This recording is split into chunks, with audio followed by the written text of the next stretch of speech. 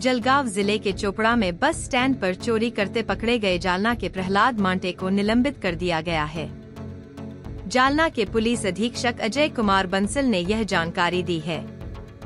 सहायक फौजदार प्रहलाद मांटे जालना के सदर बाजार पुलिस स्टेशन में कार्यरत थे। पिछले कई दिनों से वह बस स्टैंड पर चोरी करने वाले चोरों को मार्गदर्शन और मदद दे रहा था।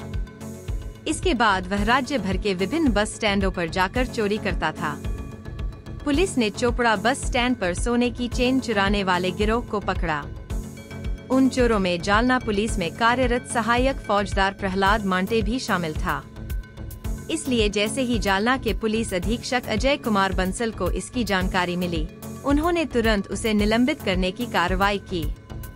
पुलिस स्टेशन हद्दीत जळगाव येथे एफआयआर दाखल झाली आहे, ज्यामध्ये पिक पॉकेटिंग गँग पकडलेला आहे आणि त्यामध्ये एका जालना पोलिसाचा ग्रेड PSI प्रहलाद मांटेला पण अटक करण्यात आलेली आहे।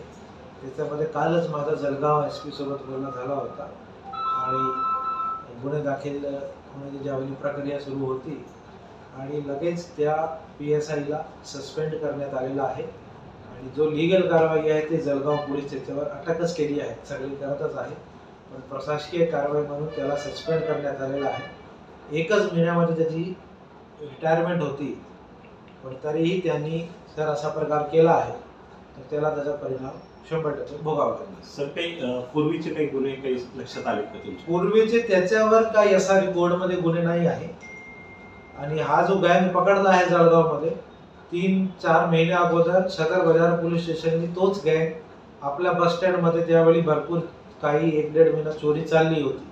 त्यावेळी सर्वप्रथम सदर बाजार पोलिसांनी त्या गँगला पकडला होता आणि त्यामध्ये आपले 5-7 केसेस मला वाटते उघड आले होते। सदर बाजारलाच कार्यरत होते ना?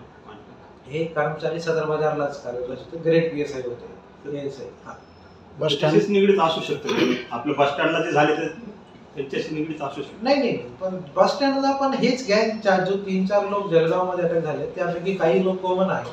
तर ती गँग आता 2-3 महिने जेलमध्येच होती, आता सुटल्यानंतर त्यांनी ही प्रकार जळगावमध्ये केला असेल, पण हा कशाला इन्व्हॉल्व झाला आणि कशा इन्व्हॉल्व झाला ते जळगाव पोलीस करत आहे तपास। मी SP साहेबांशी तिकडचे कॉन्टॅक्टमध्ये आहे, पण त्याची जो प्रशासकीय चूक आहे, अटक झाल्यामुळे त्याला सस्पेंड करण्यात आलेला आहे। त्याची प्राथमिक चौकशी प्रोबेशनरी IPS अधिकारी सिद्धार्थ बारवाल जो अंबरला आहे त्याच्याकडे देण्यात आलेली आहे।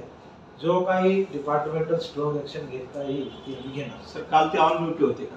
जेव्हा तिकडे गेले तेव्हा गैरहजर होते।